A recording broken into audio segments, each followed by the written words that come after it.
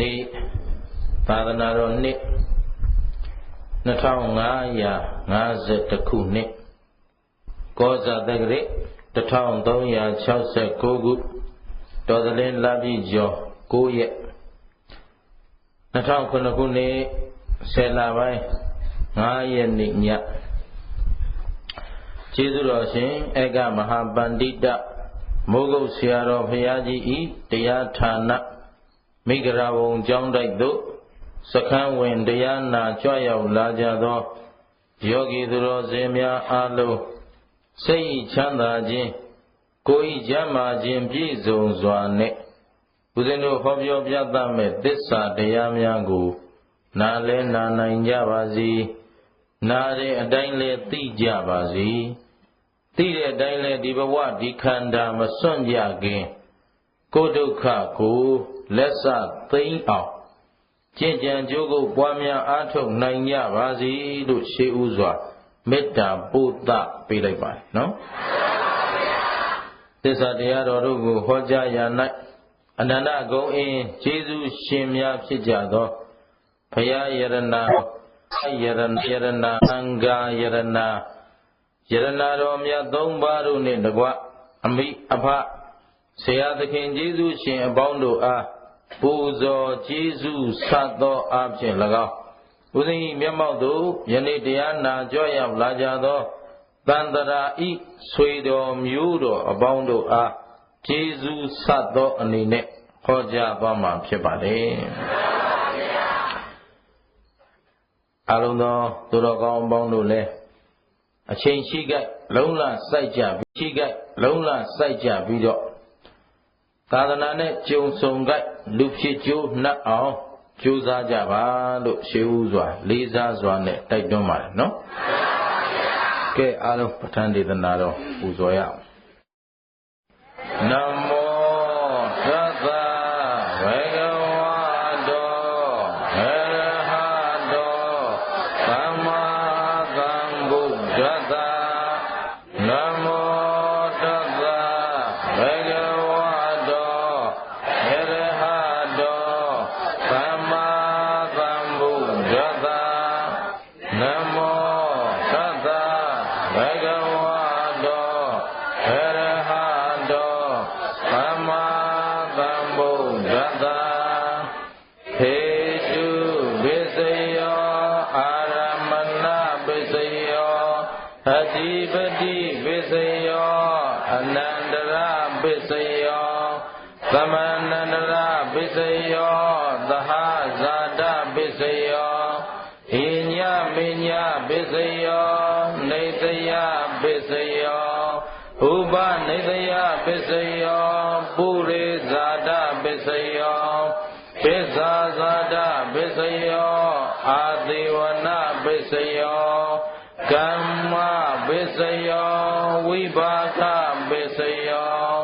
အာဟာရပစ္စယောဣန္ဒရိယပစ္စယောဇာနာပစ္စယောမေဃပစ္စယောသံဃယုဒ္ဓပစ္စယောဝိပယုဒ္ဓပစ္စယောပါတိပစ္စယောဝိကတပစ္စယောအာဝိကတပစ္စယောတိကဲပစ္စည်းတရားတွေဦးဇင်းတို့ပြောလာခဲ့ကြတာမနေ့ကအဓိပတိပစ္စည်းเนาะအကြီးမှုအားကြီးသည်ဖြစ်သောအကြောင်းအဖြစ်သူကလွှမ်းမိုးချုပ်ကိုင်းပြီးတော့ကျေစုပြုတတ်တဲ့ပစ္စည်းတရားတွေ၎င်းဒါအဓိပတိเนาะဒီနေ့အနန္တရပစ္စည်းဆက်သွားမယ်အဲ့တော့အနန္တရပစ္စည်းကြတော့အနန္တရဆိုတာအခြားမရှိမူ၍ကျေစုပြုတတ်သောတရားအခြားမရှိကိုယ်တော်ကောင်းတို့ဘာတွေအခြားမရှိတာတော့ဆိုတော့ယုံ nant ဓမ္မခန္ဓာအစဉ်ကိုယ်တော်ကောင်းတို့ခန္ဓာပေါ်မှာခန္ဓာနဲ့ပြောနေတာကဒီဘဝဒီခန္ဓာအတွက်တစ်ခုတည်းသောခန္ဓာကိုရထားတာလားခန္ဓာအစဉ်တန်းနေတယ်လို့ဆိုမလားအဲ့တော့ခက်ကြဲကြဲပြောရင်မနေ့ကခန္ဓာပြီးရင် ဒီနေ့ခန္ဓာဒါကြည်ကြည်ပြောတာမနေ့ကယုံနာခန္ဓာနဲ့ဒီနေ့ယုံနာခန္ဓာတူသလားတူပါဘူးဗျာဒီကစရမှာဘူးနော်တကယ်ပြောတော့ယုံနာခန္ဓာဆိုတာအခုဖြစ်ပြီးတော့ဖြစ်တိုင်းဖြစ်တိုင်းခန္ဓာဘယ်နှပါလဲမဲပြောကြည့်တယ်မှာဘာတွေပါလဲ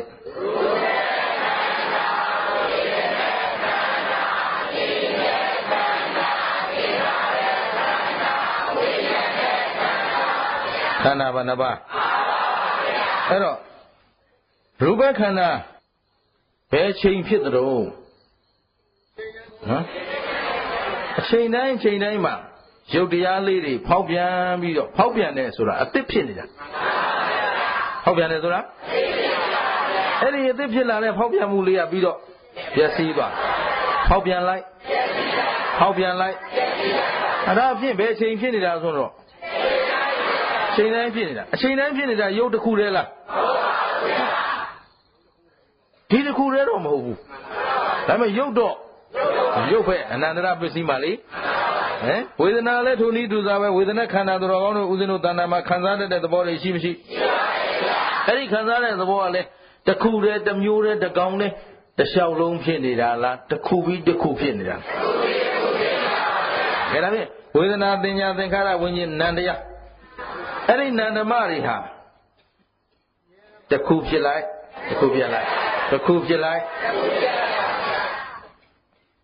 ဖြစ်ပြအစဉ်တန်းနေတာဖြစ်ပါရဲ့နဲ့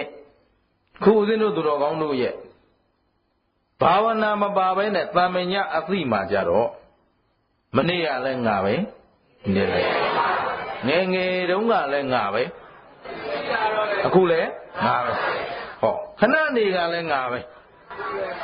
ခုလည်းကဲနားလေအောင်ဦးဇင်းတို့သင်္นานတရားတွေမှာအချင်းချင်းသင်ထားဘူးတာရှိတယ်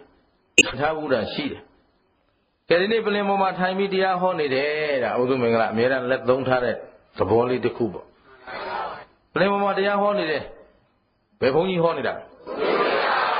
ဟုတ်ပြီမနေ့ကဟောဒါဖြင့်အခုသူတော်ကောင်းတို့မြင်နေရတဲ့ဥဒုမင်္ဂလာမနေ့ကဥဒုမင်္ဂလာဒါဖြင့်ဥဒုမင်္ဂလာမဟုတ်ဘူးလားမနေ့ကဥဒုမင်္ဂလာတော့မနေ့ကဥဒုမင်္ဂလာဘယ်ရောက်သွားဟေးဘုန်းကြီးပါဆိုမှနော်တော့သင်္ကန်းလေးပတ်ထားတာဘုန်းကြီးပြီးတော့သူပြန်တော်မူသွားပြီလူတွေနားထောင်ကောင်းအောင်လုပ်မယ်နော်ဆိုတော့ဘုန်းကြီးဆိုတော့ပြန်တော်မူတယ်ပေါ့လူဆိုတော့မရှင်ဘီရင်ဆိုတော့သူ့ကုံနဲ့သူလို့ရတာနော်တကယ်တော့နတ်ရွာမဆန်ပါဘူးတဲအိုးသွားတာပါပဲတေမိမင်းပြောတာပြောပါလေနော်ဒီတော့ကြည့်မနေ့ကတရားဟောတဲ့ပုဂ္ဂိုလ်လည်းဒီပုဂ္ဂိုလ်ပဲဒီနေ့တရားဟောနေတာလည်းဒီပုဂ္ဂိုလ်ဒါကဥစဉ်တို့သူတော်အောင်တို့တာမညအသိတကယ်ဓမ္မဖြစ်စဉ်အသိနဲ့ပြောတော့မနေ့ကယုံနာနေဟာမနေ့ကပဲပြည့်စည်သွားပြီအခုဒီနေ့ယုံနာလဲဒီကနေ့ပဲဒါတော်ကြေးကြီးပြောနေတာတကယ်အနုစိတ်ပြောလိုက်တော့အခုဖြစ်ဆိုတော့ဖြစ်ဆိုတဲ့ပြောတော့ကဥဒုမင်္ဂလာခန္ဓာဘယ်နှပါပြည့်ဆိုတော့လဲအဲ့ဖြစ်တဲ့ခန္ဓာ၅ပါးဟာပြည့်တဲ့ခန္ဓာ၅ပါးလားဟုတ်ပါဘူး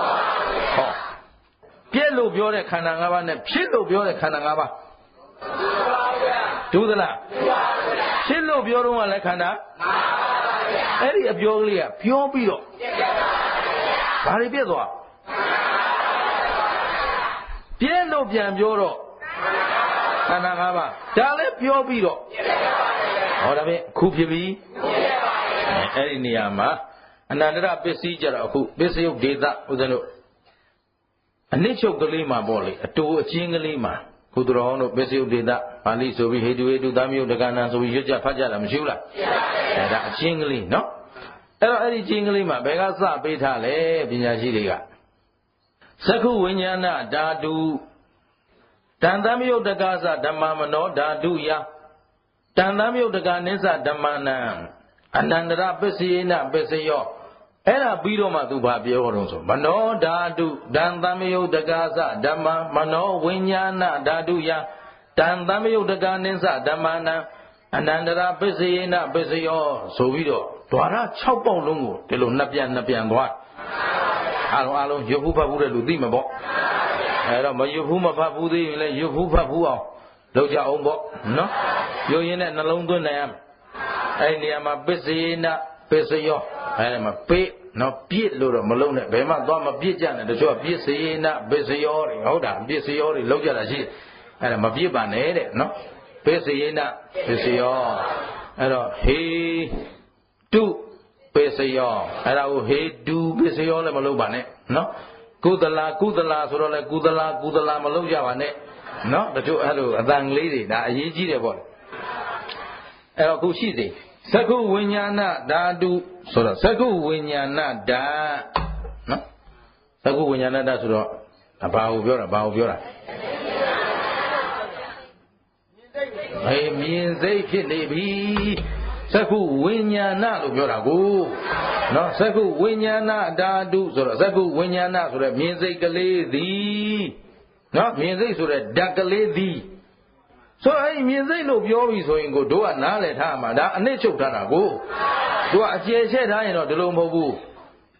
သက္ကုံသာရူပိသာပဋိစ္စဥပ္ပစ္စတိဗါတဲ့သက္ခုဝိညာဏတို့သင်ထားတာမရှိဘူးလားအဲ့တော့သက္ခုမျက်လုံးကလေးရဲ့ရူပိစအစင်းကလေးရဲ့သက္ခုသက္ခုံစပဋိစ္စရူပိစပဋိစ္စဟောဒီလိုပြောတာသက္ခုဆိုတဲ့အကြောင်းရယ်အစင်းဆိုတဲ့အကြောင်းရယ်သက္ခုဆိုတာဒါမြင်တတ်တဲ့အကြည်တက်ကလေးဒီဘက်ကမြင်စရာအစင်းကလေးဟုတ်ပြီနော်အဲ့တော့ပြည့်ပြည့်စုံစုံများပြောရင်မျက်စိအကြည်လည်းရှိရမယ်အစင်းမြင်စရာလည်းရှိရမယ်မြင်နိုင်တဲ့ဩဘာသအလင်းရောင်လည်းရှိရပါဟုတ်ပြီနော်နောက်မနတိကာရဆိုတဲ့နှလုံးသွင်းမှန်မှုကဲဒီမှာအစိမ့်နူအနီတင်ထားတယ်တော်တို့တပြိုင်တည်း၃ခုလုံးနှလုံးသွင်းတာလားမသွင်းဘူးမျက်စိပေါ်မနတိကာရကမျက်စိပေါ်အာယုံဆိုင်အနီပေါ်အာယုံဆိုင်လိုက်မှအစိမ့်နူပေါ်အာယုံဆိုင်မနတိကာရနော်ဒီခွက်တွေကိုအာယုံရှိလိုက်မှညွတ်လိုက်မှစိတ်ကညွတ်လိုက်မှမြင်တယ်မညွတ်ရင်သူ့မျက်လုံးကြီးဖွင့်ထားတယ်ရှေ့ကြည့်နေတယ်ဒါပေမဲ့တွေးရင်တွေးနေတယ်လွမ်းနေတယ်ဆွေးနေတယ်အာယုံတစ်ခု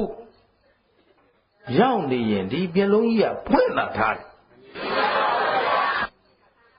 သဘောပါလေနော်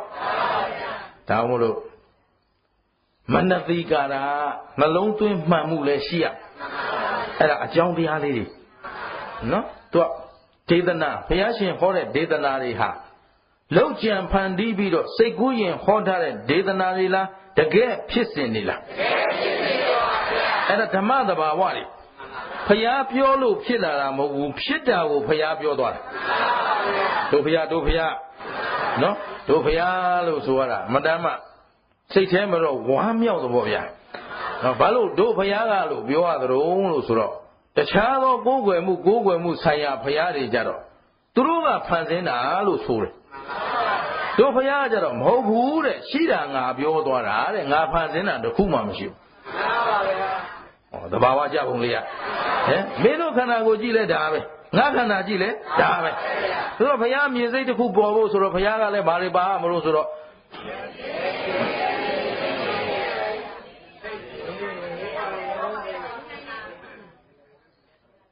သက္ခုဆိုတဲ့မြင်တတ်တဲ့အကြည်လေးရဲ့အစင်းကလေးရဲ့ဩဘာသဆိုတဲ့အယောင်လေးရဲ့နောက်ယောနိသောမနတိကာရနှလုံးသွင်းမှန်မှုဘုရားလည်းဒီ၄ခုဆုံးမပါစိတ်ပေါ့ဘုရားတို့ကျိုးဆိုလည်းဒီ၄ခုပေါင်းမှဘုရားမို့လို့ထူးပြီးတော့သူကတော့နှစ်ခုတည်းနဲ့ဖြစ်တယ်လို့ရှင်းသလားစိတ်ဝမ်းမြောက်စရာကောင်းတဲ့တရားတွေနော်အဲ့တော့မျက်စိနဲ့ဆင်းတဲ့တိုက်ပါစိတ်ပေါ့အဲ့ဒီမြင်စိတ်ကလေးကဓာတ်ကလေးပဲမြင်တတ်တဲ့ဓာတ်ကလေးဒါပေမဲ့မြင်စိတ်ပဲမှာပေါ့မျက်လုံးမှာပေါ့ပြီဒါပေမဲ့မျက်လုံးဟာတိတတ်သလားလို့မေး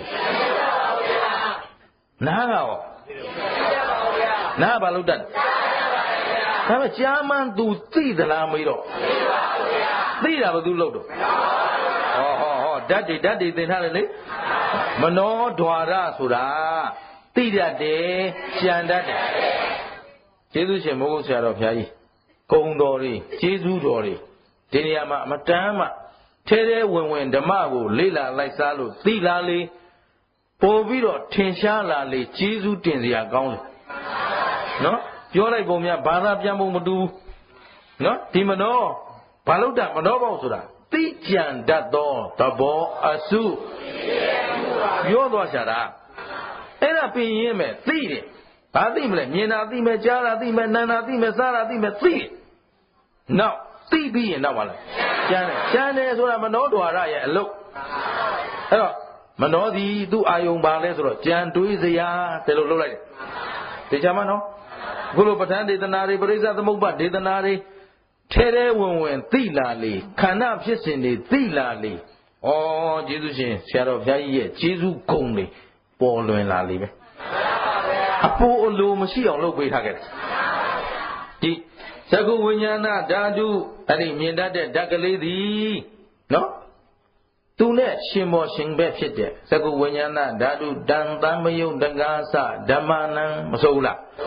သံမယုတ်တဆိုတာရှင်မောရှင်ဘက်ဖြစ်သောဓမ္မနံစိတ်သိက်တရားတို့အားဗာတရားတို့အားဒါကအကျမ်းမြင်ပြန်တာအနုစိတ်အဘိဓမ္မာသဘောအရပြောရရင်ဓမ္မနင်းစအဲ့ဒီနေရာမှာဓမ္မကဘာကိုခေါ်တာလဲဆိုတော့တံပတိတ်ဆိုင်ဆိုတဲ့စိတ်ကလေးဗါလေတံပတိတ်ဆိုင်ဆိုတာတို့ကြားဘူးအောင်ပြောရတာပေါ့လေဒါပေမဲ့တကယ်သဘောကအာယုံကိုသူလက်ခံလိုက်အာယုံဘာလို့လဲ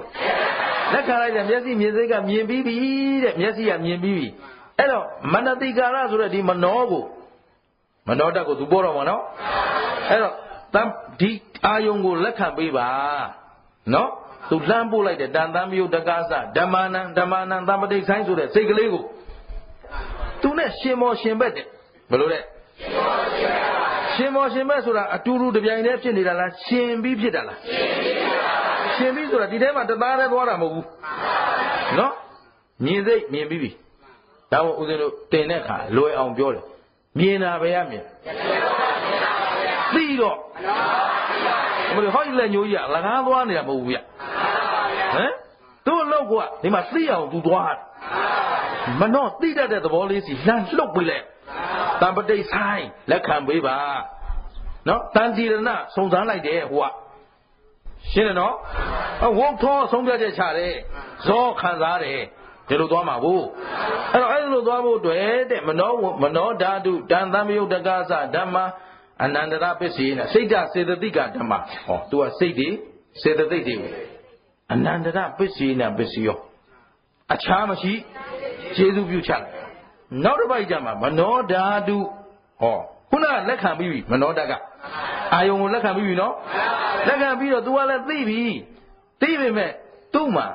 ပြည့်စုံတဲ့ဆုံးဖြတ်ချက်တွေမပါသေးမပါသေးတော့ तू ဘာလို့ရမလဲဆိုမနောဓာတုတန်တမ်းမယုတ်တကားစဓမ္မ तू ကလည်း तू ရှင်ပဲဖြစ်တဲ့တရားဖြန်းရှာတယ်ကိုယ်လည်းထဲကြာထားလို့မရဘူးဟိုလူငယ်တွေသိအောင်ပြောရင်ပါဆိုင်ကိန်းကစားလို့ပဲလက်ထဲရောက်လာတယ်ရော့မြန်ပိတ်မပိတ်ကိုတာဝန်ကြတော့မှာသဘောပါလားဟမ်ဟိုနိုင်ငံခြားကပရီးမီးယားလိဘောလုံးကန်တယ်လို့ဆိုရင်တော့ခြေထောက်ထဲကြာထားရင်ကျိုးမယ်အဲ့တော့ပြန်ပေးလိုက်ရှင်းသလားအဲ့တော့သူကလည်းနောက်ထပ်ပြန်ပေးเสียရှားတယ်မနောဝိညာဏမနောဓာတုယတန်သမယုတ်တကားစဓမ္မနာမနောဝိညာဏဓာတုယဟောမနောဝိညာဏဓာတ်ကိုဆက်ပေးရမယ်သူကအဲ့တော့ဟေးငါတော့လက်ခံရပြီရော့မင်းဆက်လို့ဆိုတော့မှဒါအနီရောင်ကြီးမကြိုက်ဘူးမနောဝိညာဏဓာတ်ဒီလိုသွားတာသဘောပါသလားခုပြောတော့ကြာအိုက်တာတဘာရောင်လေးတို့အဲ့ဒါတည်းပြီးသွားပြီအကုန်လုံးဟေတုပစ္စည်းရောအာရမဏပစ္စည်းရောအနိပတိပစ္စည်းရောအနန္တရပစ္စည်းရောအကုန်ပါသွားပြီရဲ့ကျင့်တလားတို့တော့ဓမ္မသဘောလေးနားလည်အောင်အာယုံကိုလက်ခံတာပဲရမျက်စိကလက်ခံပြီးသတင်းပို့လိုက်တယ်မနောဒီလောက်ပဲထားအောင်မနောကလက်ခံပြီးမှတစ်ခါသဆင့်ပြန်ပေးလိုက်တယ်မနောဝိညာဏဓာတုဆိုတော့သူကြတော့သိသွားပြီဒါမောင်ဖြူပဲမောင်နီပဲ ဘောပါလားအဲ့လိုသိသွားတော့မှဒီဓာတ်တွေဟာအဲ့လိုသိတယ်ဆိုတာလေတဆင်ချင်းဥစဉ်တို့ပြောတော့တန်တိရဏသံပင်တရိဆိုင်ဝုထောဇောဝီဓိဆိုပြီးတော့ဟိုဘက်ဘဝင်သွားမှာပေါ့အဲ့ဒီဟာကိုတို့ကပြောနေတော့ကြားနေတာဖြစ်သွားလိုက်တာလက်ဖြစ်တဲ့အတွင်းကိုဘယ်လောက်ဂရေသသိန်းတဲ့ဒါဘုရားသဗ္ဗညုတဉာဏ်တော်သားဖြင့်ဥစွာကြနာသိပြီးမှတည်းမြားလဝေနေတတ္တဝါတွေကိုသိအောင်ဟောပြောဆုံးမတော်မူခဲ့တဲ့ကျေးဇူးသူသဗ္ဗညုတဉာဏ်နဲ့မို့လို့သိတာတို့ဆိုရှင်းတယ်နော်သူကတော့သိမြန်တဲ့လျင်နဲ့ဉာဏ်တော်ကြီးနဲ့ကြည့်တာဟုတ်ခုခင်ဗျားတို့ကျတော့ဉာဏ်ကြတော့ဘယ်လောက်တုံးလို့ဆိုတော့ဟောဒီမိချောင်းကြီးတွေကြည့်တစ်စက္ကန့်မှအချိန်60တဲ့ဟိုလက်ဖြစ်တဲ့ဂရေသသိန်းအတာထားတချို့မလီစိတ်တွေများရောနဲ့ဖြစ်နေတာမလီအများကြီးဖြစ်နေတာဘုန်းကြီးမောနေတာပဲလက်ကားစိတ်ကူးရင်နေတာမင်းတို့စိတ်နဲ့မင်းတို့ဉာဏ်နဲ့ဒါလိုက်ကိုမလိုက်နိုင်ဘူးရှင်းတယ်နော်ဘယ်လောက်တမာရီတဲ့တမာရီတီလာရင်တီလာတာနဲ့မြတ်တစိမ့်ဖြစ်တစိမ့်မြင်တယ်တစိမ့်ဖြစ်တာတစိမ့်မြင်တယ်တစိမ့်ဖြစ်တာတစိမ့်မြင်တယ်ဒီလိုသာသွားရမှာအဲ့ဒါတမာရီရောက်ရခတ်နေတယ်ဆိုတာတမာရီမရှိလို့ကမ္မထမ်းလုပ်တဲ့နေရာမှာဒါလေးတွေသိထားရင်သိကောင်းရှင်းလားတရားကိုဒီလိုရှင်းအောင်ဟောထားရင်လည်းဘာမှမေးစရာမလိုကမ္မထမ်းအထုတ်ရောင်ဝါဖြစ်နေတော့ရှင်းအောင်မဟောလို့ရောင်းတာအခုသူဖြစ်စဉ်လေးကဒီတိုင်းမှာကွာလို့သိထားမှတော့ဂျားနဲ့မရောင်းနဲ့လေအရှက်မရှိလို့လားရောင်းရင်လည်းကိုယ့်အရှက်မရှိတာပဲဖြစ်ရသဘောပါလားဘရွက်စိတ်တွေတက်နေတယ်လို့ပေါ့နဲ့ဘရွက်စိတ်လို့ဘယ်သူကပြောလို့ရှင်းသလားသဘောမပေါက်သလားအဲ့တော့ဘရွက်စိတ်လို့ယူဆထားပြီးဆိုကြတဲ့ကရင်ခုနဓမ္မသဘောမမြင်တော့ကြည်ရတယ်နော်အဲ့တော့အနန္တရာပစ္စည်းဆိုတာအခြားမရှိကျေစုပြုစိတ်တွေတစ်ခုနဲ့တစ်ခုများကြားချသေးလားကဲဒါလေးမချပုံကိုမနေ့ကအဓိပတိပစ္စည်းတွေကဝတ္ထုလေးတစ်ခုထုတ်ကြည့်အောင်နေ့ကပြောခဲ့တယ်ပင်စပါပီသိလှတယ်ဒကမလေးဟဲ့လားပင်စပါပီသူ့အာယုံကထူးခြားတာကကာယဝိညာဏဓာတုမနောဓာတုယတုကြဒါနဲ့ရှင်းကိုကြည်တတ်နဲ့ဖွတ်ထပါယုံဆိုတဲ့တွေးကြည့်စရာဟုတ်ပြီနော်အဲ့တော့ကာယဝိညာဉ်လေးနဲ့ဒီဖွတ်ထပါယုံလေးနဲ့ထိတွေ့တယ်ဆိုတော့ရှင်ဘုရင်ကပွဲကြည့်ရင်းနဲ့ဒီတက္ကမလေးလက်နဲ့ဘာလို့ထိလိုက်မိတာလှမ်းကြိုင်တာမဟုတ်ဘူးရှင်ဘုရင်ကလော်မာတာမဟုတ်ဘူးတော့ပါနော်ဘာလို့လဲထိမိတာဘုရားအလောင်းတော်ကြီးဗျထိလိုက်တယ်ဆိုရင်ပဲစာလို့ပြောရင်ထိတဲ့ဖွတ်ထပါယုံကနေကာယဝိညာဉ်ဖြစ်တယ်အဲ့ဒီကာယဝိညာဉ်ကနေမနောကိုသတင်းပို့မနောကလက်ခံပြီးတော့မှဟာသိကောင်းတယ်သိနူးညံ့တဲ့အရာသာမနောဝိညာဉ်ကပြန်ပြောတယ်တော်ကြားနေတယ်နော်ဟိုကမဟုတ်ဘူးဟိုကလက်ကလေးထိမိတယ်ဟဲ့ချက်ချင်းဖမ်းဆွဲပြီးအလုံးမခံနိုင်တော့ဘူးဟဲ့နေယောက်ျားရှိလားဟောရှစ်ကိုသဘောပါလားအဓိပတိတက်သွားတာလေဘာတက်သွားတာအဓိပတိတက်သွားခုနအနန္တရပစ္စည်းကဒါပဲအဓိပတိတက်တာကတပိုင်းချက်ချင်းကျေစုပြုလိုက်တယ်ဒါမှမဟုတ်သူတော်ကောင်းတို့မြင်ချင်းဘယ်ဘာညာမရှိဘူးလားမြင်ချင်းဖြစ်တယ်ကြားချင်းမရှိဘူးလားမပြောကြဘူးလားအဲ့ဒါတွေကအနန္တရပစ္စည်းဘာပစ္စည်းတို့ချစ်ပါမုန်းမှာခွဲခြားခြင်းကိုမရလိုက်ဘူးအဲ့ဒါကြောင့်လည်းဒုက္ခရောက်ကုန်တော့ဟုတ်လေသဘောပါလားကိုရှင်ဘုရင်ဒုက္ခရောက်ပုံကြီးကိုသူ့အတန်လေးကသူခိုးပြီးတော့တော့နန်းတော်မိဖုရားမြောက်တော့မှာနော်မိဖုရားဖြစ်နေသူနာခေါ်ထားခြင်းလားဒါပေမဲ့ဒီယုတ်ကြီးနဲ့သွားခေါ်လို့လေသူများလက်ခံမှာမဟုတ်ဘူးအဲ့တော့သူတက်တည်ထူရတယ်အကြံဖန်လို့ရတယ်အဲ့တော့ငါဗန်လေးပြောက်တယ်သွားရှာစမ်းသူ့အိမ်ခန်းထဲကတွေ့ရောနော်တိုင်းပြည်လုံးရှာလာမတွေ့ဘူးမတွေ့တော့မင်းတို့ကွယ်ရှာတယ်ဆိုတာဒါခါလေတောင်းစီအောင်ရှာမှာပေါ့အိမ်ခန်းတွေပါဝင်ရှာလောက်ရသူကအိမ်ခန်းနဲ့ထားပြခဲ့တာဟုတ်ဘယ်ဆိုအပြင်အိမ်ခန်းနဲ့ထားခဲ့ပါလားမြန်တွေ့တာပေါ့သဘောပါလားအဲ့တော့မှကဲတွေ့လာပြီဆိုတော့တခိုးဘယ်သူလဲတော့မသိဘူးဒီပစ္စည်းရောက်နေတာလည်းဟိုကလေးမှမသိဘူးသူစိတ်ဝင်စားဘူးအဲ့တော့ဘယ်သူလာလဲနဲ့ကျမယောက်ျားလာတယ်ဘယ်ချိန်လာတော့ညညမှလာတာဒါပြင်နေ့ယောက်ျားရုပ်ရမှတ်မိလားမှတ်မိဘူး တွေ့တာလဲပွဲထဲမှာတွေ့တာတော့ဟောရှင်ဘုရင်ညလာတယ်မနဲ့ပြန်တယ်ဆိုမသိဘူးနော်အဲ့တော့သူဘာလို့တော့လက်ကလေးပဲမှတ်မိတယ်လက်ကင်ရရင်တော့ကျွန်မသိတယ်ဆိုတော့ဟာโอเคဒါဖြင့်ကလကချလက်တင်ထည့်စမ်းဆိုအဲ့ဒါစမ်းမိတဲ့ယောက်ျားတိုင်းယောက်ျားများလည်းဒီလိုပါပဲအိမ်ကမေသည်အကုန်မိတ်ရှင်းသလားမူကြီးမရသေးနာမသိနန်းတော်လည်းရှိသမျှကိုဒီနားတွေရင့်နေတယ်မပြန်ဘူးဟိုကမဟုတ်ဘူးဆိုတာကိုမပြန်ဘူးသဘောပါလားပြုစားတာထင်မှရဲ့ဟုတ်ကဲ့လားပင်စပါပြီစုံမနေမှာဘာတော့ဖုဒ္ဓဘာယောဘာလဲဖုဒ္ဓဘာယောခန္ဓာကိုယ်ကြည်နဲ့ထိတွေ့စရာလေးနဲ့တွေ့လိုက်ဖုဒ္ဓဘာယောနော်ဖုဒ္ဓဘာယောကလေးကနေလမ်းပြီးတော့ကာယဝိညာဏဓာတ်ကလေးဖြစ်တယ်ကာယဝိညာဏဓာတ်ကလေးကနေမနောဓာတုမနောဓာတ်ကိုကျေစုပြုတယ်မနောဓာတ်ကနေအခြားမရှိပြန်ပို့လိုက်တယ်မနောဝိညာဉ်ဘာလဲမနောဝိညာဉ်ကြသူဓာတ်ခံနေရှိတယ်လေခင်ဗျားတို့ဟေတုအမြစ်တွေမပါဘူးလားအဲ့ဒီမှာလောဘဒေါသမောဟအာလောဘဆက်ပြောလေ6ပါးပြောထားတာဘယ်နဲ့တော့ရေးသားကိုတာပဲလောဘဒေါသအမြစ်တွေကသူကမနောဝိညာဏဓာတ်မှာစွန့်နေစောင့်နေတော့ဟိုကအာယုံသတင်းပို့လိုက်ပြီဆိုတာနဲ့ဟာဒါသိမ့်နေတဲ့ဆရာကောင်းတယ်ဟောချက်ချင်းဆုံးပြတယ်ဒါကတော့မုန်းစရာကြီးတို့ချက်ချင်းမဆောင်ထိုးပလိုက်တာလေသဘောပါသလားဖနှောက်နေပါလိမ့်တော့ပေါက်ပြလိုက်တယ်လေအနန္တရာပစ္စယေနပစ္စယောသိဉာဏ်နဲ့တတိထားအခုတတိပဋ္ဌာန်လို့ရတယ်ဆိုဟောမြန်လုံးလို့ကြိုက်เสียရှိလဲကြိုက်တာမြန်တယ်ဟုတ်တယ်ကြိုက်เสียရှိလဲကြိုက်တာဘာလို့မြန်တယ်မုန်းเสียရှိတော့လဲကြိုက်မုန်းဟောသူသွားတော့မှာသူမပိုင်ပြင်စားပါပြီထိန်းလို့ရမှာမဟုတ်သဘောပါလားသူဖြတ်ခနဲ့ဆိုစိတ်ကသိမြန်တယ်တဲ့အနန္တရပစ္စည်းသိထားမှာအမတန်မှလင်းမြန်စွာကျေးဇူးပြုသွားတော့တို့ကတတိပဋ္ဌာန်နဲ့မတားပဲနဲ့ဟောသိရေးကြည့်တာ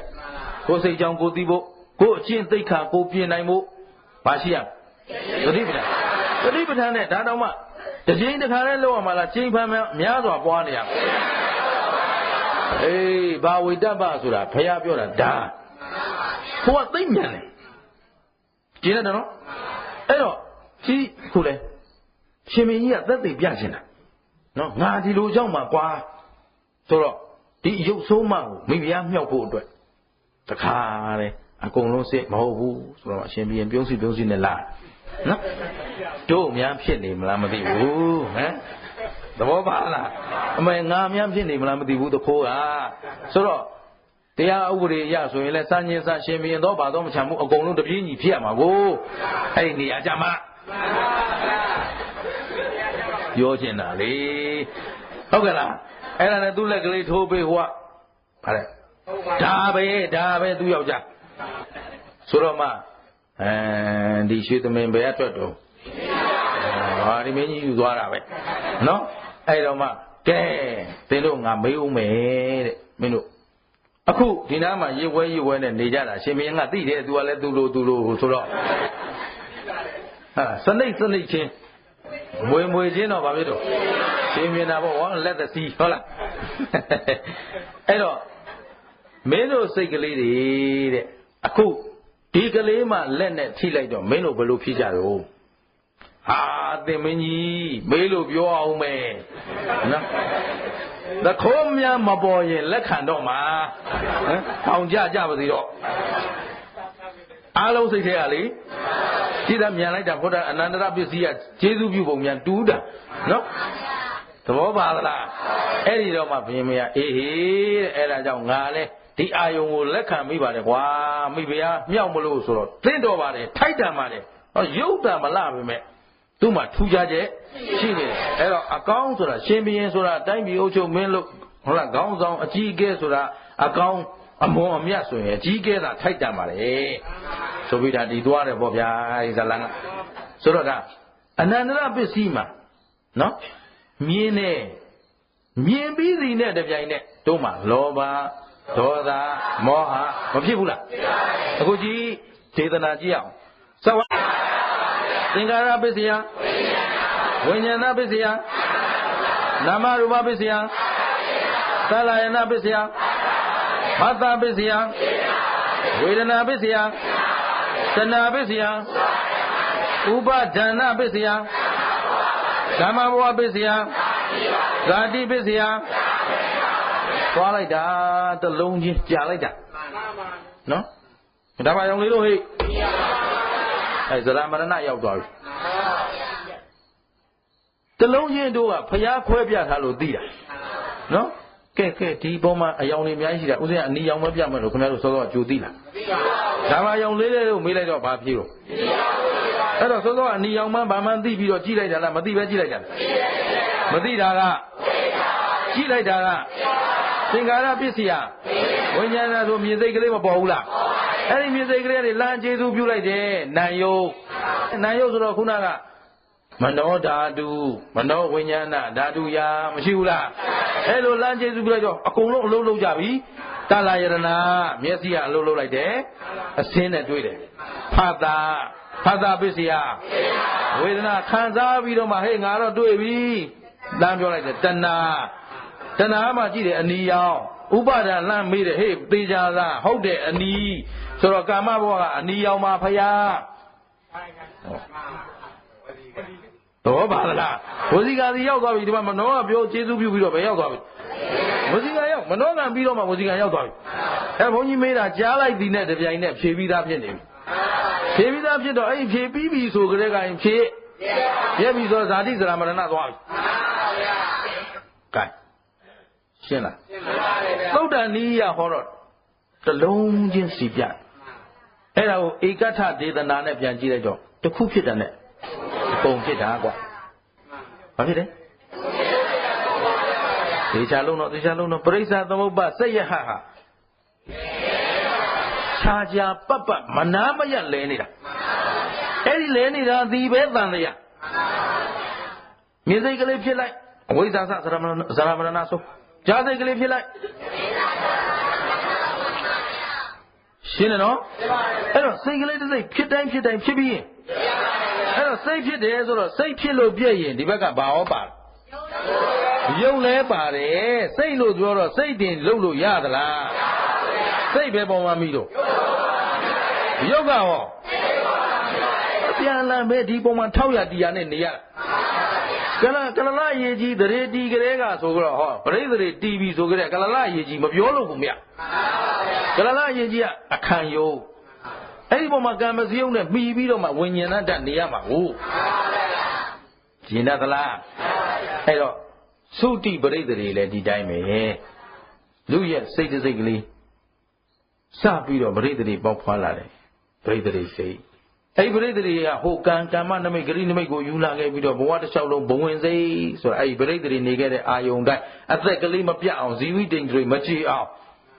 ကျန်တို့ထင်ရှားတဲ့အာယုန်၅ပါးကမရိုက်ဘူးဆိုရင်တော့ဘဝင်စိတ်ပြေးကတ်ဘာပြေးကတ်ဘဝင်စိတ်ဆိုတော့အာယုန်မရှိဘဲနေလို့ကြည်တာအခုတော်ကောင်းတို့စိတ်တစ်စိတ်လက်ခံတော့မယ်ဆိုရင်ဘဝင်ကဒီဇီဝိတ္တိတွေမပြတ်အောင်သူကထိန်းထားရတာဆိုတော့ဘဝင်နဲ့လာနေတာအဲ့ဒီအချိန်မှာဘာမှမသိဘူးနော်ခုခင်ဗျားတို့ကျတို့ထင်ရှားတာမသိသေးဘူးဒါပေမဲ့ तू အာယုံယူစရာမရှိဘူးလားဆိုတော့အဲ့ဒါကြောင့်ညကြတော့အိတ်တဲ့ခါအိမ်မက်တာတို့ဟုတ်ပြီနော်ငယ်တုန်းကကလေးကိုင်းဒီအိမ်မျိုးခဏမက်ဘူးလားဆိုတော့အဲ့ဒီအိမ်မက်ကဘဝင်ကနေလာဘဝင်ယူထားတဲ့အာယုံအခုနိုးကြားနေတဲ့အချိန်ကျတော့ဘဝင်ယူတဲ့အာယုံဘာမှမသိတာမရှိတာမဟုတ်ဘူးဒါထဲမှာဘဝင်စိတ်တွေမဖြစ်ဘူးလားမလေးဒါနားလေအောင်ပြောတော့အတော်ခက်တယ်နော်မပြောမဖြစ်လို့သာပြောနေရတာအဘိဓမ္မာသဘောမှာအမတန်အနုစိတ်တယ်ဘဝင်လာနေတယ်အဲ့ဒီဘဝင်ကနေမှဟောဒီအာယုံကလေးနဲ့ထိလိုက်ပြီဆိုမှဘဝင်ကဆလနာဘဝင်ကလေးလှုပ်သွားတာအဲ့ဒီအစဉ်ပြတ်ဖို့အတွက်နောက်မှဘဝင်ကုပစ္စေတာဖြတ်ချလိုက်တယ်ဟုတ်ပြီနော်ဒီဘက်ကယူထားတဲ့အာယုံကိုဖြတ်လိုက်တော့မှတံပတိဆိုင်ဆိုတာဘာလဲလက်အာယုံကိုသူလက်ခံမှာဒါကိုလက်ခံဖို့အတွက်ဟိုဘက်ကဘဝင်ကိုဘာလုပ်ခဲ့ရဖြတ်ခဲ့ရတယ်ဘဝင်အာယုံကိုဖြတ်ပြီးဒီဘက်ကိုကတ်ယူလိုက်တယ်ဆိုတော့တို့က တခုစီစီပြနေတော့အမလီဓာကြီးကိုဖြတ်လိုက်အောင်ဓာနဲ့နော်ဟိုဘက်ကဟာပြန်ကောက်ထဲလိုက်အောင်ဒီလိုမဟုတ်ဘူးအနန္တရပစ္စည်းနာပစ္စည်းဟာဒီကမြင်မဟဲ့ဆိုတော့ဟိုလှုပ်သွားပြီပြတ်သွားပြီလက်ခံပြီယူပြီပို့လိုက်ပြီဒါမို့လို့ထိလိုက်တာနဲ့သိပြီရှင်းသလားရှင်းပါတယ်အဲ့တော့ကောင်းပြီကိလေသာရဲ့အစွမ်းဒီမှာလောဘဒေါသမောဟတွေမရှိဘူးလားရှိပါတယ်ဆိုတော့ဘုရားအလောင်းတော်ကြီးကာမဂုဏ်အာယုံမွေ့လျော်စမွေ့လျော်နေတဲ့ကာမဘုံသားဖြစ်စဉ်တုန်းကပါရမီဖြစ်စဉ်ဆိုတာဉာဏ်ပညာတွေရင့်မလားမရင်သေးတော့ဒီလိုထိတွေ့လိုက်တယ်ဆိုတာနဲ့အာယုံတော့ပါပါဒါမို့ယသိကြီးအမတန်ဇာယယသိကြီးဘုရားအလောင်းပဲအရှင်အနန္ဒရှင်ဘုရင်ရဲ့မိဖုရားကိုအာနန္ဒအလောင်းမိဖုရား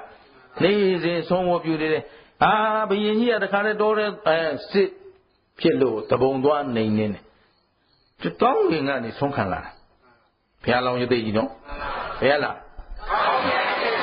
မိဖုရားကလည်းမှားထားတယ်ရှင်ဘုရင်မှားထားတဲ့အတိုင်းယသိကြီးလာရင်ဆုံးကွန်းဒီချာမင်းကိုယ်တိုင်ကလှုပ်ကြွလိုက်ဆိုတော့ဟိုကဆုံးတော်အုပ်ကလေးပြင်ပြီးတော့ရေချိုးရေမိုးချိုးပြီးတော့တလုံးပေါ်မှာခဏလဲနေတယ်မလာတော့သေးဘူးဆိုအဲ့ဒီချိန်သင်္ကန်းခတ်တန်ကြားလိုက်ဇာနဲ့လာတော့သင်္ကန်းခတ်တန်ကြားလိုက်ဖြတ်လိုက်တယ်ဆိုရင်မှဟိုကဖြတ်ဆိုအတန်ကြတော့ဒါမိဖုရားကြီးလည်းအမတန်မှနိုးကြတဲ့နော်မျိုးသမီးပေါ့လေဒီတော့အတန်လေးကြားလိုက်တာနဲ့တော့ဖြတ်ဆိုနိုးလာတယ်နိုးချင်းထားလိုက်တော့ဟောရှင်ဘုရင်တို့ရဲ့မိဖုရားတို့ရဲ့ဝတ်ယုံတော်ဆိုတာအမတန်နုညံ့ပျော့ပြောင်းတဲ့ဘိုးဖဲကလေးပါရှော့ချတော့ကြီးကြီးသေးကြီးတတိငါလေးအဲ့ဒီကိစ္စဒါတွေပြီးသွားတော့ရှင်ဘုရင်သိသွားတယ်သိသွားတော့ရှင်ဘုရင်ကဒါဖြင့်ရှင်ဘုရားဒီမိဖုရားလိုချင်ယူသွားမလိုချင်ဘူးတဲ့တော့ပါနော်ဘာလွတ်သွားတယ်ဒီလွတ်တော့ဟိုမှာအာယုံထိချက်ကပြင်းလုံးလို့ဒါမို့လို့ဘုရားမရှိဘုရားသာသနာမရှိခင်သာသနာ့ဘာတွေမှာယသိတွေတရားအထုတ်တော့မယ်ဆိုဘယ်သွားကြတော့ဟောတယ်ဘာတုကမှမရှိတဲ့နေရာသွားကြည်ရတယ်နော်ဘာလို့ဆိုအာယုံထိချက်မြန်လုံးလို့ပြင်းလုံးလို့အနန္တရပစ္စယေနပစ္စယောဆိုတော့အခုသူတော်ကောင်းတို့တတိထားကြသမှာအာထုတ်ကြသမှာဆိုတာခုဒီလောက်အာထုတ်နေတဲ့ထဲကကဲမိမိထားတဲ့ကမ္မထာအာယုံမှာနေတဲ့အချိန်နဲ့မနေတဲ့အချိန်ဘယ်ရင်ကများအဲ့ဒီအနန္တရပစ္စယတတ္တိတွေဆွဲထုတ်နေတာ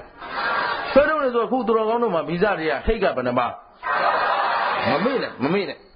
ငါတို့တရားနဲ့တွေ့ပြီတရားနာရပြီတရားနဲ့မွေးလျော်တဲ့စိတ်လည်းရှိတယ်တိဟိတ်ဂုံတွေတော့ပါနေတယ်ဒါပေမဲ့ငါကောင်ကတိဟိတ်ပဲဒုဟိတ်ပဲနဲ့ဘာမှမသုံးတတ်နဲ့ယောဂီဆိုတာကလေကိုလို့ရမယ့်အလုပ်ကိုဖြောင်းဖြောင်းလုပ်ဖို့ပဲငါပါလဲလုံးမနေနဲ့ဟုတ်ပါဗျာဘာလို့တချို့အမလေးတိဟိတ်လားတပည့်တော်တို့ကဒုဟိတ်လားမသိပါဘူးဘုန်းကြီးလုံးတာလုံးတာမရအဲ့ဒါခင်ဗျားတို့လုံးမဟုတ်ဘူးရှင်းလားတောင်ကျေးဇူးရှင်ဘုရားဆရာတော်ဘုရားကြီးပြောရှာတယ်မင်းတို့သူသာသနာနဲ့တွေ့ဖယားနဲ့တွေ့တရားတော်နဲ့တွေ့တရားနာကြားနိုင်တဲ့ထောင်နိုင်တဲ့နားလည်းပါပြီအားထုတ်နိုင်တဲ့အင်အားပြောတတ်ဟောတတ်တဲ့ဆရာသမားနဲ့လည်းတွေ့နေပြီဆိုလုံးတော့တာဝကမှာပါရမီမလိုဘူးကွာပြောရှာတာကရုဏာနဲ့သဘောပါသလားတောက်ဆိုခင်ဗျားတို့ကျတို့ဘုဒ္ဓဇင်ဆိုတာအမှန်တန်ရှာရှည်တယ်ဘုဒ္ဓဇင်ကရှာရှည်တယ်ငါဗာများလူသေးတို့ငါတို့ကဘယ်လိုဘဝတုံးဆိုတာဒါဖယားမှသိနိုင်တာခင်ဗျားတို့ကျတို့သိနိုင်တာမဟုတ်ဘူးတခြားလူကပြောလဲရမ်းပြောတာဖြစ်မယ်ဂိုင်းရှင်းတတ်လားအဲ့ဒါတွေသုံးသပ်နေရမလားကိုလို့မဲ့အလုပ်ဖြောင်းဖြောင်းလုပ်နေရမှာသတိမမေ့နဲ့ဆိုတာဒါပြောတာအခုကိုယ်စိတ်ကလေးကိုသိပြီးမှထိန်းနိုင်မှာဘာဖြစ်လဲထိန်းပြီးမှပြင်ရမှာဒလိษံအရင်တကောင်ကိုလိုချင်တယ်လို့သုံးတော့မယ်ခွေးပဲဖြစ်ဖြစ်ဆင်ပဲဖြစ်ဖြစ်မြင်းပဲဖြစ်ဖြစ်နွားပဲဖြစ်ဖြစ်နော်နွားတွေဆိုလဲငယ်ငယ်လေးကရင်ငယ်မွေးချံပေါက်ပဲဒါပေမဲ့ချက်ချင်းတဘိုးတင်ခိုင်းလို့ရလားမရပါဘူးလက်ဖားကျိုးတက်လို့ရလားမရဘူးလက်ဖားကျိုးတက်လေ့ကျင့်ရတယ်နော်ထုံတုံးတင်လေ့ကျင့်ရတယ်ဝန်မပါတဲ့လဲဆိုထုံတုံးလေးတင်ပြီးတော့တခါနဲ့ဒါနဲ့သွားတတ်လာတတ်အောင်အရင်လုပ်ရစင်ဒီတိုင်းပဲဆိုတော့စင်တကောင်ကိုသုံးလို့တဲ့တက်ဆွဲမယ်စစ်တိုက်မယ်ကိုလိုချင်တယ်လို့သုံးတော့မယ်ဆိုဒီစင်တော်တဲ့ဆင်ရိုင်းကိုအရင်မလို့ဖမ်းပြီးတော့ကြုံသွင်းရထိန်းထားထိန်းမှလိုသလိုပုံစံ သွင်းယူရှင်းတယ်နော်အခုခင်ဗျားတို့ကျတို့ရဲ့စိတ်ကလည်းယဉ်ကျေးသလားရိုက်သလားလက်ခံတယ်နော်လောဘဒေါသမောဟတွေနဲ့ရိုက်နေတယ်ဘာဖြစ်လဲအဲ့တော့အခုပြစ္ဆေခအခြေအနေလေးပဲကြည့်ဘယ်အာယုံဘယ်သတင်းဘာလေးပဲကြားဖြစ်လာပြီလောဘဟမ်ကြားပြီဒေါသတကယ်ဓမ္မဒိဋ္ဌံကြသုံးတတ်တဲ့အချိန်နဲ့မသုံးတတ်တဲ့အချိန်တကယ်ဇင်ယာတပည့်တော်တရားကိုဘယ်ရောက်နေမှမသိဘူးဆိုတော့ဘယ်ရောက်နေတာမဟုတ်ဘူးငကိုယ်နဲ့မရှိတာရှင်းသလားငကိုခင်ဗျားတို့ယင်ထဲမှာရှိသလားမရှိဘူးဓမ္မကိန်းလာအောင်ဒါကြောင့်မို့ဦးဇင်းတို့သောတာပန်သက္ကရာကဘာသာပြန်ပေးထားတယ်သောတာပန်ဘာလဲဖရာအဆုံးမဝမ်းနဲ့ကိန်းဘာဖြစ်လဲခုခင်ဗျားတို့ကိန်းမလားအဲ့ဒါဘုရားဘာသာဝင်တိုင်းသိစေခြင်းဘောပါနော်ယဟန်တန်ဃာတာမဏေသီလရှင်ကနေစပြီးအကုန်သိရမယ်စကားကျတို့ကျွတ်တို့ဒီမှာခုဥစုမင်္ဂလာသင်္ကန်းကြီးပတ်တာတန်ဃာပဲသမှုတိနော်ဒါပေမဲ့ဒီပုဂ္ဂိုလ်မှာဘုရားရဲ့အဆုံးအမတွေအတိုင်းကျင့်ဆောင်ခြင်းမရှိဘူးဆိုရင်အဆုံးအမဝမ်းနဲ့မကဲရင်ဘုရားသားတော်အစ်စ်မဟုတ်ဘူးမိဂမတ္တပဲရှိတယ်ကျင်တတ်ငါတန်ဃာပဲလို့တော့ဂုံယူမနေနဲ့ဦးနော်သွားစရာရှိရင်တန်ဃာအောက်ဆုံးသွားမှာကျောင်းတိုင်းဘုန်းကြီးနဲ့ကျောင်းတကာကြီးတို့နော်ရှိပဋ္ဌာန်းသိပ္ပံဆရာတော်ကြီးဥပမာပေးထားတာရှိတယ်ကျောင်းတိုင်းဘုန်းကြီးကလေအိဒါမရှိကသိမ့်များအဲ့ဒီတုန်းကကျောင်းတိုင်းဘုန်းကြီးပြောတာနော်သဘောပါလားအဲ့ဒီကျောင်းတိုင်းဘုန်းကြီးကလေသူ့တကာကိုတခြားဘုန်းကြီးစီသွားမကြိုက်ဘူးတခြားကျောင်းတွေသွားမကြိုက်ဘူးဒီမှာကိုကျောင်းနဲ့ကိုတကာကိုဆရာချင်းနေဘာလို့ဖို့တော့အပူလေးသဘောပါလားသူကအိဒါမရှိကသူတစ်ပါးစီကိုသူ့ဆရာသူ့တပည့်ရောက်သွားမှဆိုးတယ်လာဘမစ္စရိယအာဝါဒမစ္စရိယဘောပြမစ္စရိယအစိုးဆိုတော့ကျောင်းတကာကြီးကိုလည်း तू ကဘသူကိုမှအကိုးကွယ်မခံဘူးသူ့စီပဲဘယ်တော့ဖြစ်သူ့စီလားဟိုသွားမယ်ကြာရင်မသွားနဲ့လားသူ့စီလားနော်အဲ့လိုနေတဲ့ကျောင်းတိုင်းဘုန်းကြီးဆိုတော့ပြန်တော်လဲမူရောနော်သူ့ကျောင်းထဲကကုတီမှာလောက်ကြီးဖြစ်မဆွဲနေတာကျောင်းဆွဲနေတာလောက်ဆိုတော့ဒါပိဋ္ဌာမျိုးဆိုတော့ तू ကလာဘမစ္စရိယလေသဘောပါတယ်နော်အဲ့ဒီမှာပိဋ္ဌာကြီးဖြစ်ဟိုကျောင်းတကာလည်းသူဘုန်းကြီးပြန်တော်မူသွားပြီဆိုတခြားဘုန်းကြီးရှာတယ်လို့ပေါ့လေနေရအဲ့ဒီတကာလည်းသေးရောနော်သူကလည်းဆရာတူတပည့်ပဲနော်အဲ့ဒီကျောင်းကြီးသူကျောင်းကြီးထင်းရင်သိရင်နဲ့သူလည်းတေးလိုက်တာခုနကကျောင်းတိုင်းဘုန်းကြီးလောက်ပြိတ္တာရဲ့ဂုတ်ပေါ်ကိုသွားကြသူလည်းလောက်ပဲနော်ကုရီတကကုရီထဲမှာဘုန်းကြီးကျောင်းထဲကုရီဆိုးဆုံးပေါ့ဗျာသဘောပါလားအရင်တော့လောက်တယ်အဲ့တော့ပဋ္ဌာန်းသိပ္ပံဆရာတော်ကြီးပြောချတယ်ဦးဇင်းတို့အရင်တော့သခိုင်းကြောင်ဆိုတာခုချိန်ကြီးလည်းရှိပါသေးတယ်အဲ့ဒါလို့ကုတီတွေနော်အဲ့တော့ကြည့်လိုက်ရင်အောက်မှာမြေချင်းလေးတူးထားတယ်လေအလုံးလုံးချုံချုံမဟုတ်တဲ့ခါကျတော့ဘာတွေရှိတော့မဟုတ်တယ်မြင်မှုကြမှာပါဗမာပြည်သားဘုသူတတ်တယ်မလဲပါဘူးနော်မြင်ကြည့်လိုက်လောက်တယ်နော်အဲ့ဒီလောက်တွေပေါ်မှာကြည့်တဲ့ရေဆက်ပဋ္ဌာန်းဆက်ပြန်ကောင်းပုံဟမ်ဆရာနဲ့တကာဟိုဗျာဟမ်ကျောင်းတိုင်းဘုန်းကြီးနဲ့ကျောင်းတကာနဲ့ဗါလဲအောင်မဲထက်ရက်တော့ကြနော်ဟောဖတ်ကနေကြလာတော့ဟဲ့ဘယ်သူလုံးဆိုတော့အရှင်ဘုရားတပည့်တော်ပါဗျာဟမ်နင်းလဲဒီလိုက်လာလားတပည့်တော်လဲဆရာတူတပည့်ပဲမကောင်းကြဘူးတော့ဗျာသဘောပါလားအဲ့တော့ဘုန်းကြီးဆိုပြီးတော့လည်းပြန်တော့မမူနိုင်ဘူးခင်ဗျကျင်ရကြလားအပြင်သတိထားတယ်မထားတယ်သာသနာမှာသိအရေးကြီးတို့ယဟန်တန်ဃာဆိုတော့ဒါမို့ယောဂီတွေယဟန်တန်ဃာတွေသီလရှင်တွေအထူးသတိပေးရတို့အကြစရာရှိအောက်ကရောက်မှာဟမ်ခုကျောင်းတကာကိုယ်ပေါ်ရောက်နေပြီသဘောပါလား ဘာလို့ तू ကျွေးတယ်ဆွန်စားထားတာ तू စောက်တဲ့အဆောက်အုံနေထားတာတာဝန်မကြည့်ကိုကပို့ဆိုးမှာပေါ့ဒါမို့လို့သင်္ကန်းနဲ့ပတ်သက်လိုက်ရင်ဆင်ကျင်အိုးဆွန်းနဲ့ပတ်သက်လိုက်ရင်ဆင်ကျင်အိုးဒါကိုတချို့မလို့တတိတိုင်းဖဲမှာပိုးသင်္ကန်းလေးဝတ်ချင်လို့ရှိတယ်ဦးစင်းကြီးတွေပါဦးဇင်းတို့ဟိုလာပြီအသက်ကကြီးလာပြီတစ်ခေါက်လောက်လာလိုက်ရင်ဘာလို့လဲဆိုတချို့ပိုးသင်္ကန်းလေးယုံကျင်တာဘာလို့ဖို့တော့ပိုးသင်္ကန်းကနေတာတော်တယ်ပဲသဘောပါလားအဲ့ဒါဒီဒါလေးကမက်နေတာမပြေနိုင်ဘူးတတိထားတယ်မထားတယ်ဟုတ်ကျွလို့လေဟိုဝတ်စားနဲ့ပတ်သက်လာရင်လေလောဘဒေါသမရှိပါဘူးအစားတော့ကောအကုန်ဆိုကြပါစို့အဲ့တော့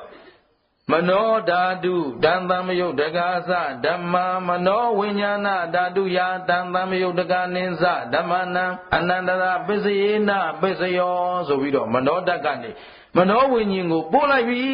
ဆိုတာနဲ့ခင်ဗျားတို့အမြင့်တွေကထလာပြီဗာမြင့်တွေလောဘဒေါသမောဟအဲ့ဒါပြင်လိုက်ပါခင်ဗျာခင်ဗျားတို့ကျတို့တိဟိတ်ဆိုတာဒါပါပဲရှင်းသလားဟိုအာလောဘအာဒေါသဆိုတာမသေးကြဘူးဒါသေးကြတယ်ရှင်းတယ်နော်အစားတော့ကောင်းလေးများစားရင်ဩတလောက်ကောင်းတာလေးငါသမီးလေးစားရင်လာငါသမီးကြမှာတော့လူထင်တာတကယ်ဆိုရင်ခင်ဗျားတို့တိဟိတ်ဥက္ကဋ္ဌကြီးများဆိုရင်အစားကောင်းကောင်းလေးစားဒီလိုကောင်းတဲ့အစားစားငါလူတွေဝေလိုက်ချင်လိုက်တာကျွေးချင်လိုက်တာဒီလိုလားမှာခုတော့ခင်ဗျားတို့သတိရပါလေအေးရမဟိုဝေတန္တရာတွေဆိုတော့တွေ့တဲ့ငါဒီစားလေးကြတော့ငါတငယ်ချင်းကသိကျိတ်တာသဘောပါလားငယ်တို့စိတ်တွေလေဒါပေမဲ့ဟိတ်ကကောင်းတာဘိုင်းတယ်လို့ဒါပြန်ဒီမနောဝိညာဉ်စိတ်ကြီးမှလာပြီးရိုက်ခတ်လာပြီးဆိုတိုင်းမှာဦးဇင်းတို့သူတော်ကောင်းတို့အတွက်အထူးသတိပြုရမှာကလောဘဒေါသမောဟကိလေသာတွေနဲ့ဝင်ပေါင်းတယ်ကျင်းတယ်နော်ပေါင်းပြီဆိုတော့ဦးဇင်းတို့ကသတိပညာနဲ့သာမထိန်ရင်ဒါကောင်းရာမွန်ရာဖြစ်နိုင်ပါစက်ဝိုင်းကသက်သေခံအဝိဇ္ဇာပြင်ပစ္စယသင်္ခါရအတိတ်ကအတိတ်ကဘယ်သူကောင်းဆောင်ကောင်းပြီဒါကအတိတ်နာကပစ္စုပန်ကာလ3ပါးနဲ့ပိုင်းဟောရင်ပစ္စုပန်မှာလုံးသမျှဘယ်သူကောင်းဆောင်အဲ့ဒါမမေ့နဲ့ဒီစဝိုင်းသိအောင်ပရိစ္ဆသမုပ္ပါဒေသနာကိုသိအောင်ကျေးဇူးရှင်မိုးကုတ်ဆရာတော်ဘုရားကြီးအဓိကထားဟောခြင်းသည်ကိုဖြစ်စဉ်ကိုသိအောင်မသိရမယ်သူတော်တို့လိမ္မာရင်ကျေးတော့သုတ္တဝအရိယသာဝကောတွေကြတော့သိနေပြီခင်ဗျားတို့လူလိမ္မာတွေလားလူမိုက်တွေလားကျုပ်ကတော့ဘာပြောလိုက်ရတာဟိုတို့ပဲတွေကိုဟုတ်လာပြီထင်ပြီးတော့လူမိုက်တယ်ဗျဖြေလိုက်ဘာလဲလဲဥစ္စာဘာဖြေစမ်းဘာလေးတို့အဲ့လေလိမ္မာရင်ပြီးနေပြီပွဲမလိမ္မာသေးလို့ဒီမှာကိုယ်အောင်ဟောနေရကျင်းတ်လားအဲ့ဒီအတိဥစဉ်ဂုံယူခြင်းတာဒါလေသို့ဒါမို့ဘုထုစဉ်တတ္တဝါဆိုတာဘယ်သူပဲဖြစ်ဖြစ်ကိုတော့အဟုတ်တယ်လားမိမိကိုနှိမ့်ချနိုင်ဖို့နဲ့မိမိဖြစ်စဉ်အမှန်သိဖို့ဟာအရေးကြီးဆုံးလူလိမ္မာတွေလားလူမိုက်တွေလားရှင်းသလားပညာတော့ရှိတယ်ပညာရှိလို့တရားလာတာပေါ့ဒါပေမဲ့ပညာရှိတိုင်းမလိမ္မာဘူးတော့ရှင်းသလားသဘောပေါက်သလားပြီးတော့စိတ်ဖြစ်စဉ်တွေဟာအခုအနန္တရပစ္စည်းမနေ့ပြန်တမ္မနာရပစ္စည်းလာအောင်မယ်အဲ့တော့ဒီနေ့သုတိပရိသေတွေရှင်းဖို့ရတမ္မနာရပစ္စည်းကြမှာရှင်းတော့နော်အခုသူတော်ကောင်းတို့အနန္တရပစ္စည်းစိတ်ဟာအစင်တန်းတစ်ခုနဲ့တစ်ခုဒလဆက်မယမနာသွားနေတဲ့အခါကျတော့တတိပညာနဲ့ထိမ့်ပြီးတော့မပြင်းရင်သူအကောင်းတွေလောက်တော့မလားအဆိုးတွေလောက်တော့မလားတန်ရာတစ်ခွင်လုံးလည်းကြည့်နော်အမှားလောက်ခဲ့တာလားအမှန်လောက်ခဲ့တာလားအမှားလောက်ခဲ့လို့ပေါ့ဗျာအတိတ်ကအဝိဇ္ဇာသင်္ခါရလို့ရတော့ပြစ္ဆုတ်မှရတဲ့ခန္ဓာဘယ်နှပါလဲဘာသစ္စာလို့ခုခင်ဗျားတို့ဒီဘဝလှုပ်ထား၊ကင်ထား၊ရှာထား၊ပွေထားသမျှကာမဘဝဖြစ်เสียဘာသစ္စာတန်ရာတစ်ခွင်လုံးဒုက္ခသစ္စာနဲ့တန်ရာလဲနေတာ သမုဒယလုံးလိုက်သမုဒယလုံးလိုက်အဲ့တော့တန်တရားတစ်ခွလုံးတော့လှုပ်တိုင်းဖြစ်လိုက်ပြီဟဲ့သမုဒယရလိုက်ပြန်ပြီဟဲ့ဖြစ်လိုက်ပြန်ပြီဟဲ့ရလိုက်ပါမြဲဒါဘယ်မလို့လွတ်ကြောင်းပါလားဒါဖြင့်လူမိုက်တေလို့ပြောတာအဲ့ဒါကျင်းတ်သလားသောကျေးဇူးရှင်မိုးကုတ်ဆရာတော်ဘုရားကြီးမင်းတို့ဒါနသီလဘာဝနာနောက်ထားအောင်ဒါတော့မှလူပိသားရေးလေးနှလုံးသွင်းထားအောင်မှလူဘဝရတဲ့တန်ဖိုးသိရမယ်လူတန်ဖိုးဆိုတာဘာလဲဆိုတော့ဒါနသီလဘာဝနာဒါလဲလူတိုင်းမသိပါဘူးအခုတုဒ္ဒဝါရိယသာဝကောကျေးဇူးရှင်ဘုရားသခင်ရဲ့အဆုံးအမတွေခင်ဗျားတို့နားထဲမှာရောက်နေလို့လူဘဝရဲ့တန်ဖိုးလေးကိုသုံးသပ်နိုင်တာမဟုတ်ရင်လူမိုက်ပြောသလိုပဲတောက်ဆန်းလူမင်းသားကွာတောက်ဆန်းဆိုတော့တစ်ပတ်တောက်လက်တဲ့အိုးပဲနှစ်ပတ်တောက်လက်တဲ့အိုးပဲကျင်တတ်သလားခုနကပြောသလိုယောက်ျားမိန်းမဖြစ်ဖို့ဆိုဟိုတနေ့ပြောခဲ့တာမရှိဘူးလားအဲ့ဒါပဲသူရာမေသားရဆိုသွားမယ်ဟုတ်တယ်အမှန်တန်ထက်မြက်တဲ့ဉာဏ်ထက်မြက်တဲ့အခုပုရိသမဟာပုရိသယောက်ျားဘဝကနေဒီအယူအမူသေးရတောက်တဲ့အတွက်ဟိုဘက်ဘဝမိန်းမဖြစ်ရမယ်ဒါမေသူ့မှမထင်နဲ့နော်သဘောပါလားအဲ့တော့ဒီပြေသာနန္ဒိယကံဆိုတာလေအမှန်တန်အရေးကြီးတာတောင်းယောက်ျားတွေကြာပြန်တော့လေပြောချင်တာကိုရထားတဲ့ယောက်ျားဘဝလွယ်ရလာတာမဟုတ်ဘူးဒါမင်းညဒါနသီလဘာဝနာနဲ့ရမလားမရဘူးရလာတဲ့ဘဝကလေးကိုပြီးသားအသုံးချကျင့်တတ်လားအခုလည်းသူတော်ကောင်းတို့ခုလူဖြစ်ရတဲ့ဘဝမျိုးသမီးတွေကြတော့ကိုလူဘဝမှာမှဘာသာဝင်လို့ကိုတန်မိုးကိုတီးဘယ်သူတွေထဲမှာဘက်ပြိုင်မာနပြိုင်ဖို့မဟုတ်ဘူးကိုတန်မိုးကိုတီးငါတို့ကပြင်မဲ့ဆိုရင်ပြင်လို့လွတ်အောင်ယုံမယ်ဆိုယုံလို့ဟောဒါဘဝဒူးခေါ်တယ်သဘောပါသလားဘဝတွေထဲမှာတို့ကကိုလန်းကိုရွေးချယ်ပိုင်ခွင့်သူများပြုသမျှသူများဖန်ဆင်းသမျှငြိမ်းခံနေရမှာလားကိုလန်းကိုရွေးလို့ရသလားအဲ့ဒီလမ်းလေးပြတာကိုကအနန္တကျေးဇူးရှင်ပါသဘောပါသလားဘုရားရှင်ကိုတော်မြတ်ကြီးရဲ့ဘုရားနဲ့ထပ်တူဆရာသမားသူကျေးဇူးရှင်မိုးကုတ်ဆရာတော်ဘုရားကြီးဦးဇင်းတို့အစဉ်ဥထိတ်တာဘာလို့လဲဆရာတော်ကြီးပြောလို့ငါသိရတာဓမ္မတွေအများကြီးလာတယ်ရှင်ဗျာတရားကိုကြီးကဘယ်နဲ့ပဲညာကျုပ်ကိုနဲ့လမ်းဆုံးမနေနဲ့ဆရာတော်ကြီးစီရောက်အောင်သွားကြသဘောပါလားဟိုမှာဆရာသမားကတကယ်အနှစ်သာရနဲ့တန်ဖိုးရှိတာတွေကိုဆက်ပေးလေဦးမယ်ဒါမူကြိုပြီးရင်ထက်တန်းတက်ဖို့ဆိုတာဒါဓမ္မတာပေါ့ဗျာအဲ့တော့ဒီရရမှာလားတက်ရမှာလားအဲ့ဒါဥစ္စာသတိပေးတယ်မလို့ကျုပ်တင်လမ်းဆုံးမလို့မဟုတ်ဘူးဆရာတော်ကြီးမနာတတ်ဘူးဆိုတာကျူရှင်မတက်ရသေးလို့မူကြိုမတက်ရသေးလို့အခုမူကြိုတက်ပြီးသွားရင်ကျင်တတ်လားအဲ့တော့ဆရာတော်ကြီးရဲ့သီလသမာဓိပညာဦးဇင်းတို့ရှင်းပြမှမမိပါဘူးအဲ့တော့ရှေ့မှာဆရာကောင်းသမားကောင်းရှိသေးတယ်ရောက်အောင်လမ်းဒါတိုက်တွန်းရကျင်တတ်တယ်နော်ကျေးဇူးကုန်နေတာအဲ့ဒါဦးဇင်းတို့ငါအမတန်ရိုင်းနေငါလောဘလည်းအမတန်ကြီးတယ်ဗျဥသုမင်္ဂလာတော့ကိုသုံးသပ်ကြည့်လိုက်တယ်လောဘဆိုတော့လေဘာဖြစ်ဖြစ်ကိုတယောက်တည်းပိုင်နေတာ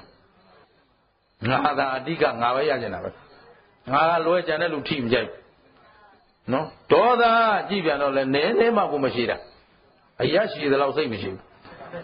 ဆိုတော့ဒေါသကလည်းအဓိပတိပဲမောဟကြည့်ပြန်တော့လဲအိပ်ရင်မထဘူး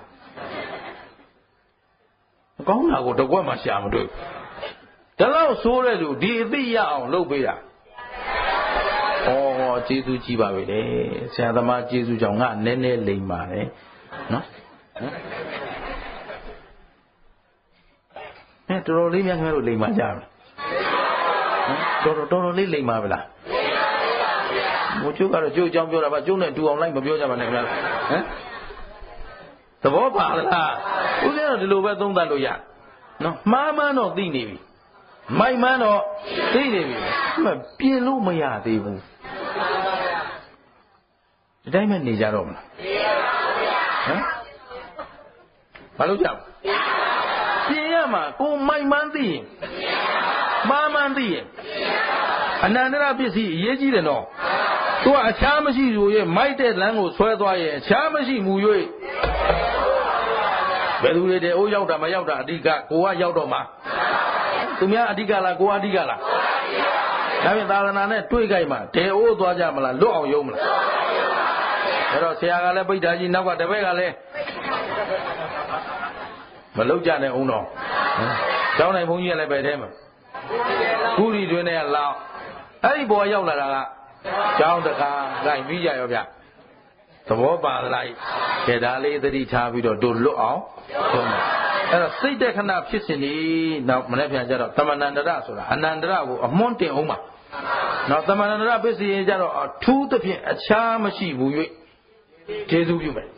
ဟုတ်ပြီနော်အဲ့တော့ဒီဘက်မှာကျတော့အနန္တရပစ္စည်းကအခြားမရှိမှု၍ကျေးဇူးပြုတယ်ဆိုတော့စိတ်တွေစေတသိက်တွေရုပ်တွေဟာအခြားမရှိမှု၍ကျေးဇူးပြုနေတာအဲ့ဒါလို့အခြားမရှိတဲ့အတွက်ဦးဇင်းတို့သူတော်ကောင်းတို့တန်တရားလဲမှန်းမသိတာလို့ဒါလေးမှတ်တာကျင်တတ်သလားဒါမို့တန်တရားကိုတော်ရှင်းပြနေတယ်ကြောတန်တရားဆိုတာဘာလို့ဘုန်းကြီးဘယ်ပြောတတ်မလို့ဘဝတွေဘုံတွေကအများကြီးဥစ္စာဘယ်ဘုံမှမပြောနဲ့တန်တရားဆိုတာဒါပါပဲအခုခဏနေလဲနေတာလဲအခုဖြစ်လိုက်ပြက်လိုက်ဖြစ်နေတာလဲစားလိုက်စွန့်လိုက်လဲဟာပဲပေါ့စကားတခုပြောဖို့အထုတ်တယ်ပြောပြီးသွားပြီပြောဖို့အထုတ်ပြန်ပြီပြောပြီးသွားပြီတဲ့ဥသူမင်္ဂလာဘာလုပ်နေတော့လဲနေတာပဲလေမောင်မခြေရသလားသူခင်ဗျားတို့ကျတော့ခန္ဓာအစဉ်ကြီးကဖြစ်လိုက်မွေးလိုက်မွေးလိုက်မွေးလိုက်ညစ်လိုက်နိုင်လိုက်ကဲဒီတန်တရားအစဉ်တန်းကြီးကိုတို့ကတန်းနေမှန်းသိပြီလဲနေမှန်းသိပြီဆိုရင်လွတ်အောင်ရုံတော့တာမညရောမလားသတိဝိရိယပညာနဲ့ရောဒါမို့သတိထားအဲ့တော့စိတ်ကလေးပေါ်တိုင်းပြောလိုက်ပြီးတော့မယ်ဩမဟုတ်သေးဘူးမပြောသေးဘူးအရင်သုံးသပ်မယ်ဘရိတ်ရှင်းသလားအရင်ဆုံးတို့ကဘရိတ်ရှာရမှာရှင်းတယ်နော်ပရိရှာပြီးမှပြင်ရမှာထိမ့်သိမ့်ပြီးမှပြင်ရမှာမထိမ့်မသိမ့်သေးပဲပြင်လို့ရှင်းတတ်သလားဒါကြောင့်တတိထားပညာနဲ့ကြည့်တော့စက္ခုမြင်စိတ်ကလေးလည်းဖြစ်ပြီးရင်ကြားစိတ်ကလေးလည်းဖြစ်ပြီးရင်အဲ့တော့အဲ့ဒီအပြက်ကလေးတွေမှာပုရိမာကုသလဓမ္မပစ္စည်းမာနံကုသလနံဓမ္မနံတော့နတ်ပြန်မှဆက်ပြောကြစို့နော်သမဏန္တရကြမှာပေါင်းတာပေါ့ရှင်းတယ်နော်ရှေ့အကုသိုလ်စိတ်ပြီးနောက်ကအကုသိုလ်စိတ်ဖြစ်သွားတာတွေရောမရှိဘူးလားအဲ့ဒါလို့မဖြစ်ရအောင်ဘာနဲ့ထိမ့်ညာနဲ့ထိမ့်ရင်တတိထားဘယ်စိတ်ပေါ်ဖြစ်ပြီးတော့ဘာသစ္စာသိတဲ့ညာကသေတာက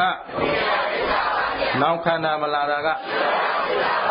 သစ္စာဘယ်နှချက်ကဲ